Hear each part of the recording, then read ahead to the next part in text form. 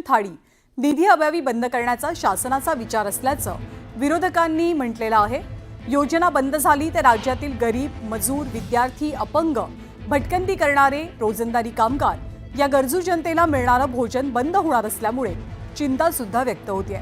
त्यामुळे शिवभोजन घेणाऱ्या लाभार्थ्यांनी शिवभोजन थाळी बंद करू नका, गरिबांची अडचण होईल अशी विनंती केली आहे। याचा आढावा घेतला आमचे प्रतिनिधी सिद्धार्थ गोदाम यांनी। उद्धव ठाकरे मुख्यमंत्री असताना गोरगरिबांसाठी शिवभोजन सुरू केलं आणि केवळ 10 रुपयामध्ये चांगलं जेवण गोरगरिबांना मिळेल अशी ती योजना होती।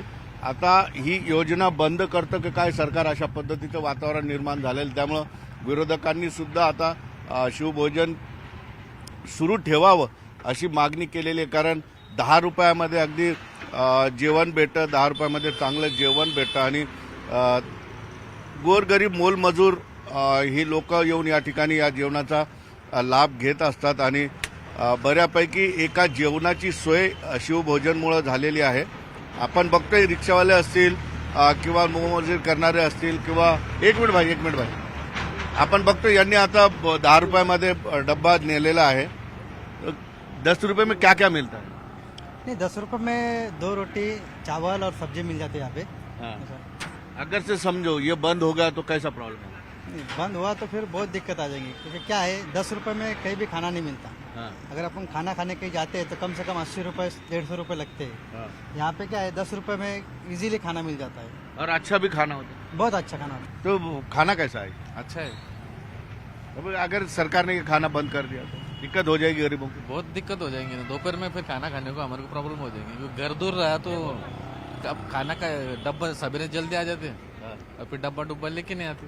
इसकी वजह से हमारे को हो जाता है होटल में जाएंगे 100-150 रुपये खर्चा, 200-300 रुपये, 300-400 रुपये रोज कमाते तो 100-200 रुपये का खर्चा करेंगे होटल तो पे। इसलिए 10 रुपये में अच्छा 10 रुपये में अच्छा है ना, और टेस्ट भी होटल से अच्छा है। कौन से लोग आते हैं आपके पास खाना खाने? गरीब लोग खाना खाने के लिए आते मेरे पास में, सब मजदूरी, हाथ मजदूरी करने वाले, चुनने वाले, सब गरीब लोग खाना खाने के लिए आते और वो किसी के पास पैसे रहो मत रहो हम खाना दे देते हैं। 10 रुपये में खाना ये परवड़ता तो नहीं, मेरे को मालूम है। मेरे को हमको तो परवड़ता नहीं, लेकिन हमारे सेठ जो है हमारे दयालु है बेचारे, वो सब ये करते ये।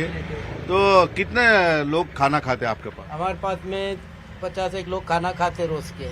सुधीर जाधव सह सिद्धार्थ गोदाम, न्यूज 18 लोकमत, छत्रपती संभाजीनगर। आणि वाशिम जिल्ह्यातील 11 नाफेड खरेदी केंद्रावरचं सोयाबीन त्याची खरेदी बंद झाली आहे। जिल्ह्यामध्ये रिसोड, मंगरुळपीर, वाशिमसह एकूण 11 नाफेडची शासकीय सोयाबीन खरेदी केंद्र बंद आहेत। सोयाबीन खरेदीची मुदतवाढ 6 फेब्रुवारीपर्यंतच होती, त्यामुळे आजपासून खरेदी बंद झाली आहे।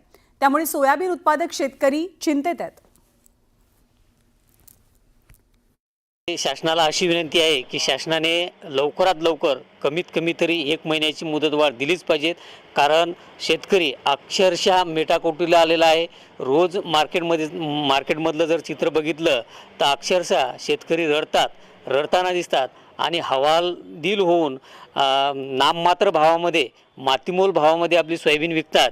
त्यामुळे शासनाला माझी अशी विनंती आहे की त्यांनी लवकरात लवकर मुदतवाढ देऊन नाफेड मार्फत सर्व शेतकऱ्याची सोयाबीन खरेदी करावी। अजून 1 महिना कमीत कमी शासनाने तारीख वाढवून दिली पाहिजे, त्याच्यापासून शेतकऱ्याला थोडासा दिलासा मिळेल। म्हणजे तुमचं जे सोयाबीन आहे ते कमी भावात जाणार नाही आणि मार्केटमध्ये जे भाव येतं ते फार कमी येतं, 3500 पासून तर 4000च्या आतमध्ये भाव विकतात। अच्छा। त्यासाठी तुमचं म्हणणं आहे की सोयाबीनचे जे काही मुदतवाढ आहे ती द्यायला पाहिजे नाफेडद्वारे खरेदीची। सर्व शेतकऱ्यांचं म्हणणं आहे की कमीत कमी 1 महिना तरी मुदतवाढ मिळाली पाहिजे।